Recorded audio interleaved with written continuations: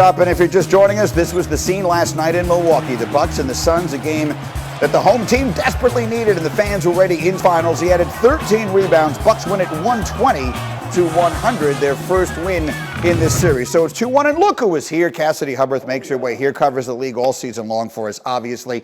And you were telling us this morning, Giannis's mindset, you see it, the determination in the face there. What can you tell us? I mean, this is a guy a week and a half ago thought that he was done for the year. And he revealed last night that his knee was double in size the night of the injury. And here he is putting up historic numbers in the NBA Finals. We all probably look like the PJ Tucker meme watching him last night, but he said he was just happy to be out there competing with his teammates. And that live in the moment mentality is something he's tried to live by all season. I sat down with him before the year, right after he signed that Supermax deal, and I asked him why he decided to sign the deal this year and not test out free agency and essentially get the same offer next season. He said, I didn't want the pressure, not for himself, but for his teammates to be constantly asked, is he staying, is he going? And he said, I didn't want to give up a year in my prime with those types of distractions. And that type of mentality, if you apply it to his play on the court,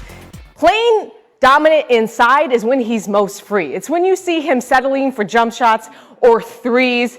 He's pressing, trying to be someone he's not. And there's this notion that has come up during these playoffs that when Giannis realizes that he's more Shaq than Kobe, that his true superpowers will be unleashed. And, you know, last night he became just the second player in NBA history to have 40-point, 10-rebound games in back-to-back NBA Finals, joining Shaq. And LeBron as the other one. But that's such an interesting thought. Let me bring Legler in on that here, Cassidy, because I think that is such an interesting way of looking at it. We've talked so much about what Giannis needs to do to be his most effective, Legs, and I haven't heard it put any better than that. He needs to realize he's more Shaq than he is Kobe. It's a phenomenal point, and I think with Giannis Antetokounmpo, one of the things I've said about him is, and this is a rare thing I'll ever say about an athlete, he may want it so badly that he may never get it. And what I mean by that is he wants so desperately to be a guy that checks off every single box offensively, like most of the other superstars in this league that lead teams deep into the playoffs or lead teams to championships. He wants to be able to end games the same way. Unfortunately, that's not playing to his strengths. So when he does that, it actually benefits the teams he's playing. And I know that Giannis wants desperately to take this organization someplace they haven't been in almost 50 years. It means so much to him. It's such an admirable thing for a guy to feel that responsibility, to work that hard to try to make it happen. But he has to always stay within himself and understand when he does that, there is no answer for this guy physically. You're going to have to do things to completely compromise what you normally do defensively, and that's going to open up a lot of opportunities for other people on this team.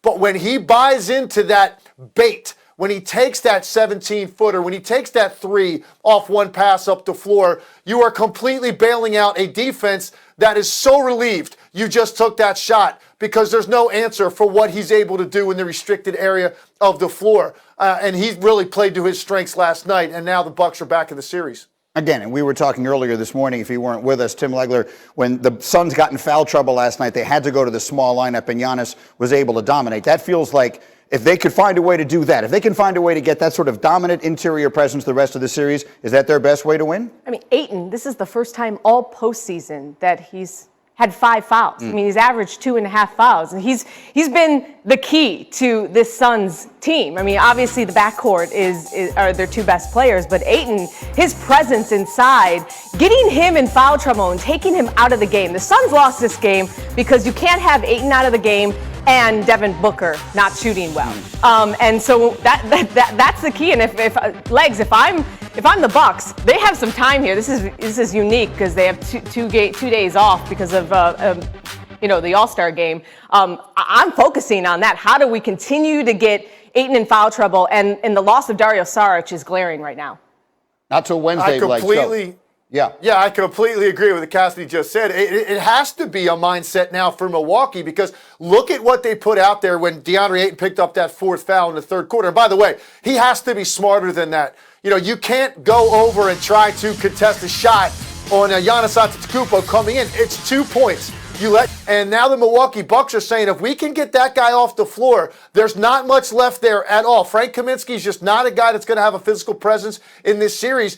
Torrey Craig is a guy, he's a wing. So you got 2 guards and 3 wings out there trying to play a zone defense. And Giannis Antetokounmpo is going to be intent on trying to destroy that lineup if they put it out there again. DeAndre Ayton is the key to the series for the Phoenix Suns, because the one thing the Bucks haven't shown, can they guard Phoenix at full strength for 48 minutes? They certainly didn't do it in the 2 games in Phoenix. We don't know the answer to that because DeAndre Ayton was taken off the floor last night. Well, we'll see if they can do it on Wednesday. And that dominant in the paint, you take advantage of it. That was Diesel. Think about with Shaq. Shaq get his butt right on the block. There's nothing you can do. You either going to grab him and hope that he's going. Chris Paul aspect was in play last night as well. But, again, as we said, we talked about what the Suns didn't do. We talked about Devin Booker not playing well. What about what the Bucks did well? That's the part that matters most to a coach like Mike Budenholzer. He talked about Giannis and another 40-point performance from his superstar.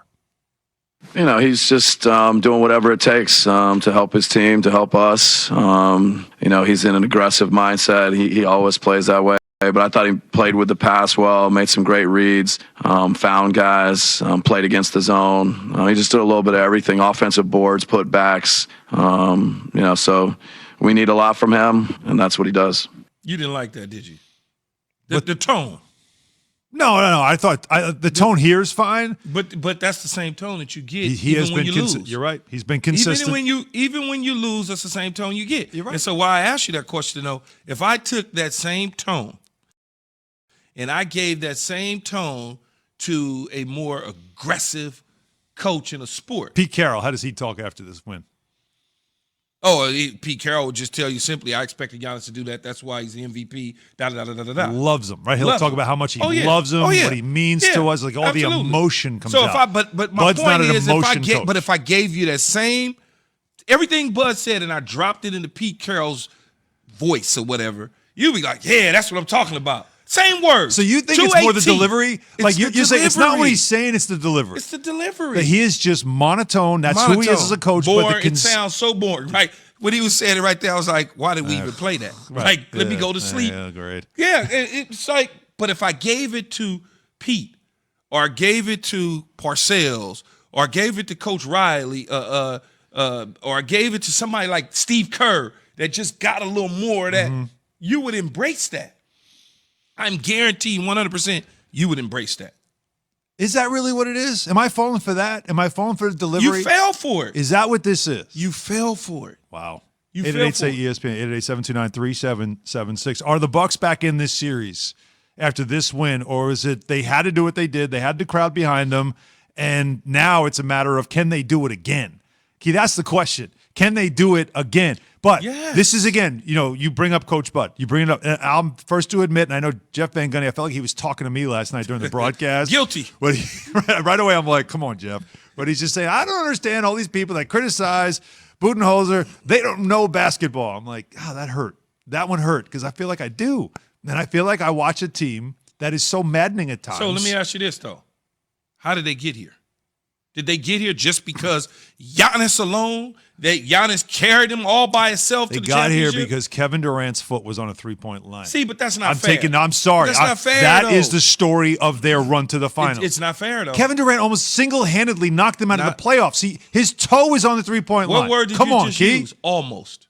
Doesn't matter. It does matter. Because they didn't stop him. He stopped himself. Durant is getting ready for the Olympics right now, which is another conversation. Oh, we got to get to that. So think about it. Yes, Kevin Durant, if three would have went down, they wouldn't be here. But they are here.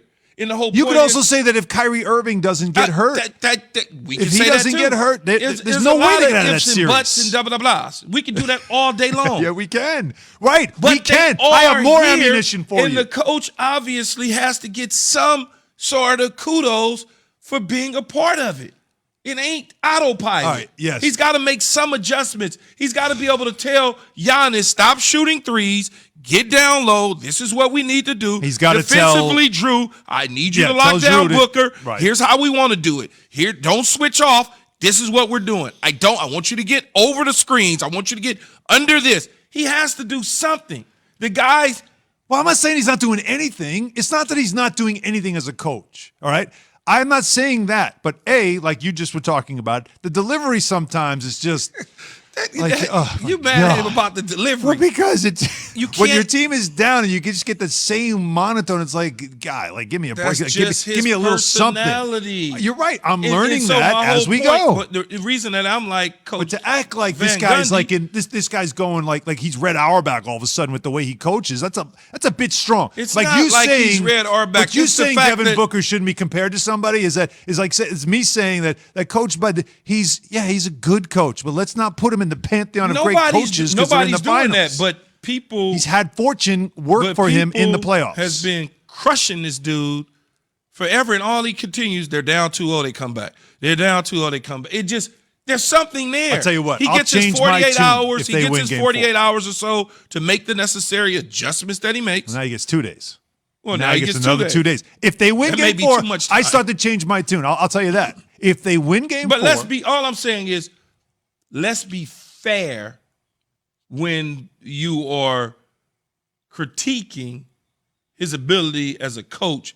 You got to be fair, because if it's a Nate McMillan and he's making the adjustments and they come back, the first thing we do is we jump on the table and we say, see, that's a coach. He's making the adjustments. That's all I'm saying. Just be fair. Yeah, I think I am being fair.